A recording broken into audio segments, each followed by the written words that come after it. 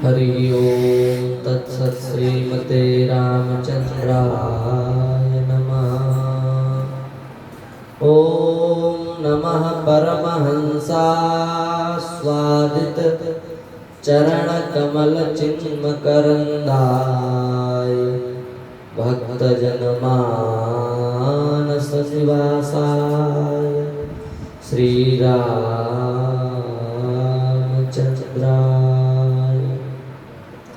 वागीशायस्य वदने श्रीलक्ष्मीर्यस्य च वक्षसि यस्यास्ते हृदये संवेद तं नृसिंहमहं भजे। वाञ्छा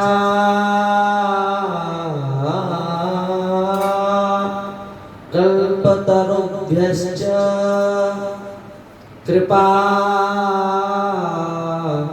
सिन्धुभ्य एव च पतितानां पावनेभ्यो श्रीवैष्णवेभ्यो नमो नमः।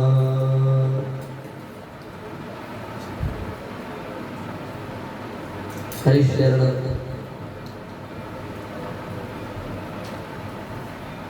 निखिल हे प्रतिनीक भक्त वांछा कल्पतरु भक्त वत्सल शरणागत वत्सल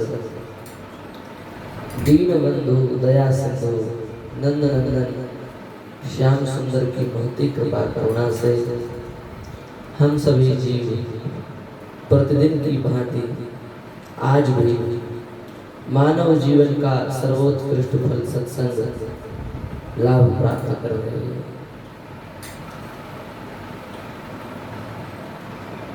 भगवान की कथा अत्यंत दिव्य है। कथा की महिमा के विषय में आज कुछ चर्चा कर रहे हैं। कथा की क्या महिमा है? सबसे पहले हम ये समझ लें कि कथा किसे कहते हैं। शास्त्र का वचन है रामस्य नाम रूपं च लीलाधाम परात् परं यस्यां हि गीयते सद्भिः सा कथा परिकीर्तिता। भगवान के नाम, भगवान के रूप, भगवान की लीला और भगवान के धाम, इन चारों की चर्चा जिस ग्रंथ में की जाए उसे कथा कहते हैं। अथवा भगवान के नाम रूप लीला धाम ये चार ही प्रतिपाद्य जिसके हों, जिस विषय के ये चार प्रतिपाद्य वस्तु हो उसको भी कथा कहा जाता है। भगवान के नाम की दिव्य महिमा है। श्री तुलसीदास जी महाराज कह रहे हैं कहूँ कहाँ लगी नाम बड़ाई, कहूँ कहाँ लगी नाम बड़ाई, राम न सकई नाम गुण गाई, राम न सकई नाम गुण गाई। कहूँ कहाँ लगी नाम बढ़ाई। नाम के महात्म्य का वर्णन हम कहाँ तक करें? क्यों? क्योंकि नामी भी नाम के महात्म्य का वर्णन नहीं कर सकता। नामी किसे कहते हैं? नामा अस्य अस्ति नामी, जिसका नाम होता है उस नाम धारक को नामी कहा जाता है। किसी बालक का नाम है अवधेश, तो अवधेश जिस बालक का नाम है वह बालक उस अवधेश नाम का नामी हो गया। भगवान की जो दिव्याति दिव्य नाम है उन नामों के महिमा का वर्णन स्वयं श्री ठाकुर जी भी नहीं कर सकते, इतने नाम की दिव्य महिमा है। आप विचार कर लो छोटे से उदाहरण से।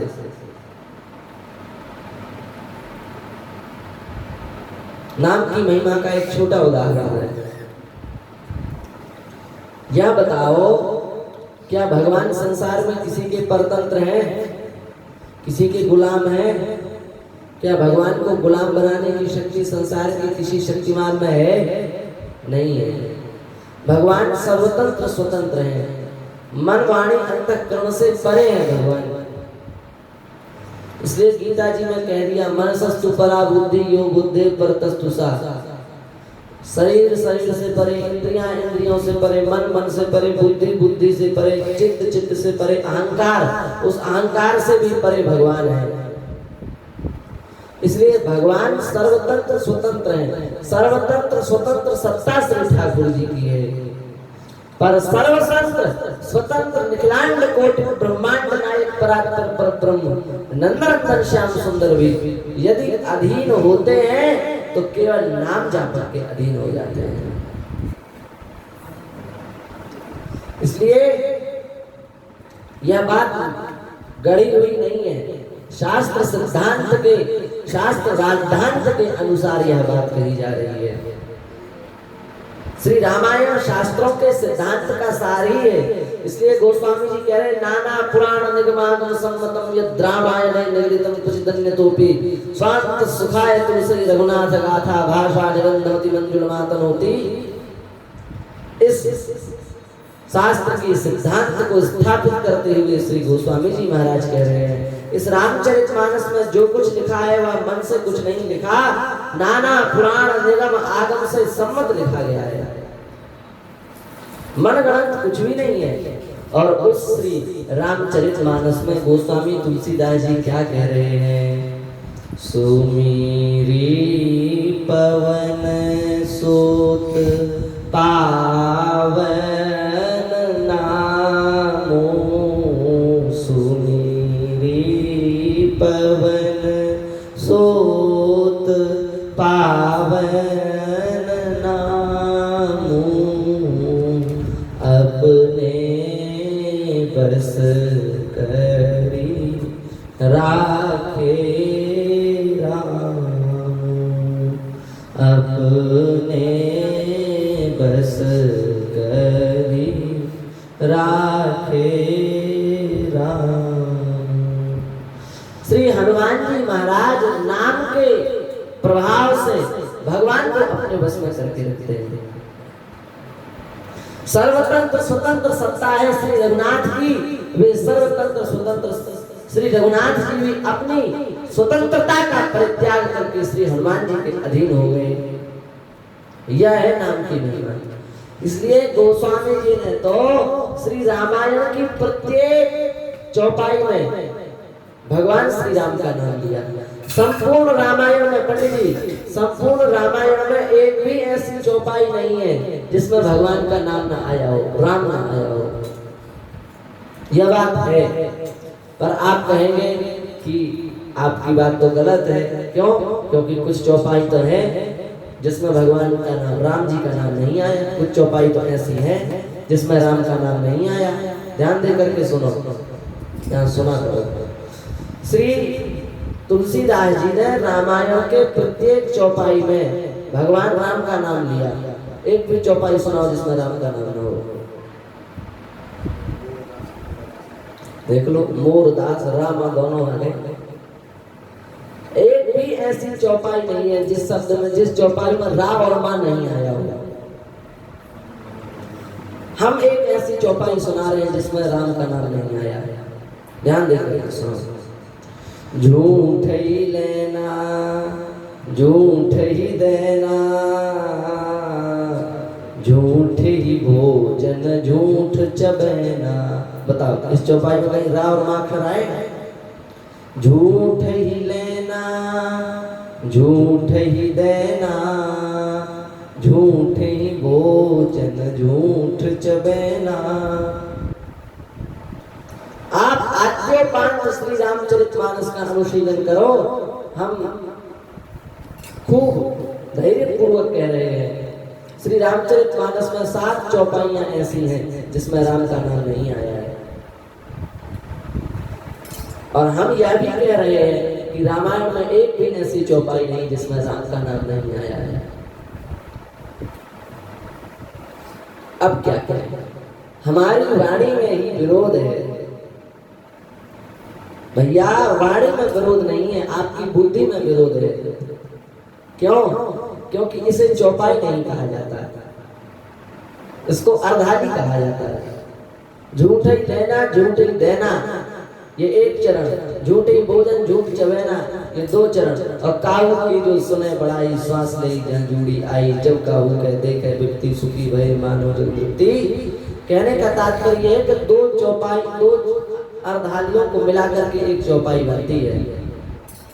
इस दृष्टि से यदि आप अनुशीलन करेंगे तो आपको श्री रामचरितमानस में एक भी चौपाई ऐसी समझ में नहीं आएगी जिसमें रा और मां का उच्चारण न किया गया हो।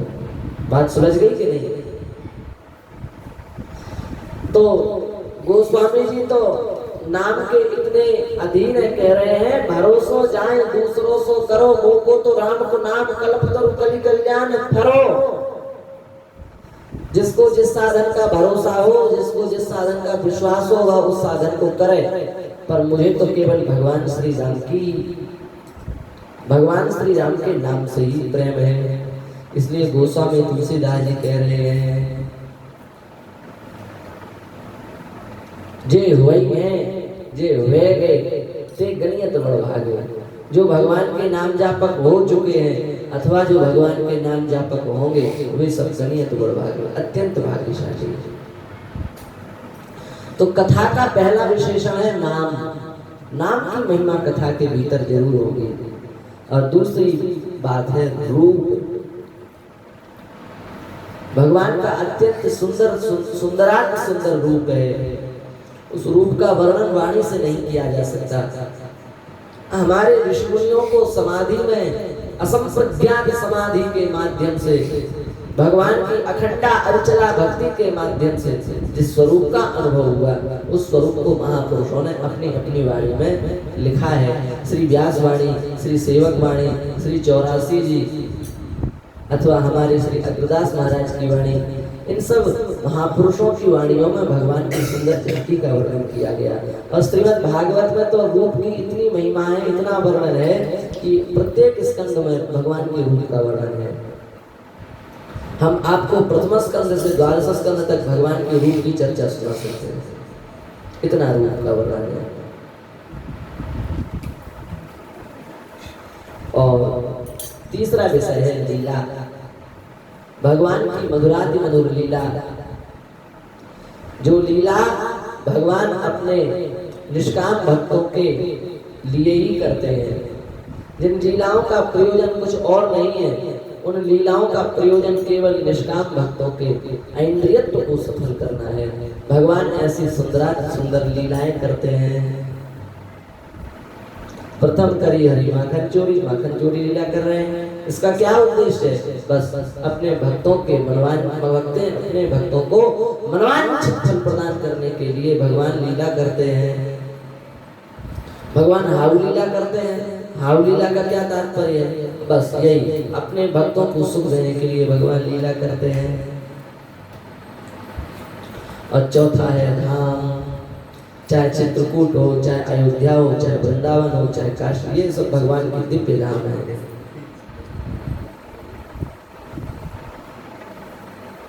इसलिए चित्रकूट की भी महिमा बहुत है।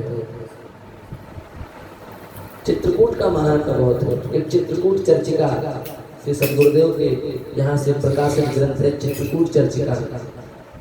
चित्रकूट का बहुत सुंदर महात्मा है। अयोध्या का भी बहुत सुंदर महात्मा है। वृंदावन धाम का भी बहुत महात्मा है। और श्री काशीपुरी का भी बहुत महात्मा है। इन सब तीर्थों के महात्मा के विषय में हमें ज्ञान होना चाहिए। ये भगवान के धाम है। काशी के विषय में तो लिखा है, हमें ध्यान आ गया, बता रहे उत्क्षिप्य बाहु ब्रवीमि त्रिमयस्मिन् त्रयमेव सारम् विश्वेशलिंगम मणिकर्णिकाम्बु काशीपुरी सत्यमिदं त्रिसत्यम। उत्क्षिप्य बाहु, दोनों हाथ उठा करके कह रहे हैं, त्वसकृत ब्रवीमि, क्या इस त्रिलोक में केवल 3 सार हैं, स्त्री तीनों लोकों में केवल 3 बातें ही सार हैं, क्या? बोले विश्वेश लिंगम, श्री काशी विश्वनाथ जी महाराज, मणिकर्णिकाम्बु, श्री मणिकर्णिका घाट गंगा जी का, और काशीपुरी और श्री काशी, बस ये 3 ही सत्य हैं इस 3 त्रिलोक में। बहुत महिमा है। कभी कभी प्रयास में कह भी दिया जाता है, इसलिए कितने लिंग होते हैं? बोले 3, पुल्लिंग, स्त्रीलिंग, नपुंसक लिंग, चौथा लिंग भी होता है, क्या? शिवलिंग। शिवलिंग 4 लिंग है, 3 कहाँ है? 4 है। तो विश्वेशलिंगम मणिकर्णिकाम्बु काशीपुरी सत्यमिदं त्रिसत्यम। तो भगवान के नाम की महिमा, भगवान के रूप की महिमा, भगवान के लीला की महिमा और भगवान के धाम की महिमा, एतत् चतुष्टयम, इस चतुष्टय का जिसमें वर्णन किया जाए उसको कथा कहते हैं। और भैया संसार की व्यथा को यदि मिटाना है तो भगवान की कथा में हमारा प्रवेश हो जाना चाहिए। संसार की व्यथा के नाश का एक ही उपाय है, भगवान की कथा में प्रवेश हो जाओ। परीक्षित यदि तक्षक के दंश से अपने नगर में मरता, अपने राज्य में मरते तो वे हाहाकार करते हुए मरे, पर परीक्षित जी ने भगवान की दिव्य कथा का आश्रय लिया, इसलिए परीक्षित जी हाहाकार करते हुए नहीं मरे, जय जयकार करते हुए मरे। इसलिए भगवान की कथा का आश्रय लेना चाहिए। इस कलिकाल में मानव जाति के कल्याण का यदि कोई साधन है तो वह है भगवान की कथा। भगवान की कथा का आश्रय लेकर के हम अपने कल्याण के मार्ग को प्रशस्त कर सकते हैं। नान्यः पन्था विद्यते यनाय, इसके अतिरिक्त अपने कल्याण का कोई दूसरा साधन समझ में आता नहीं है। तो हम कथा की वास्तविकता को समझ करके भगवान की मंगल कथाओं का श्रवण करें और उनमें अपने चित्त को लगावें। इसी भावना के साथ में श्री ठाकुर जी के चरणों में प्रणाम करते हुए हम अपनी वाणी को विराम देते हैं। श्री वृंदावन बिहारी लाल की जय।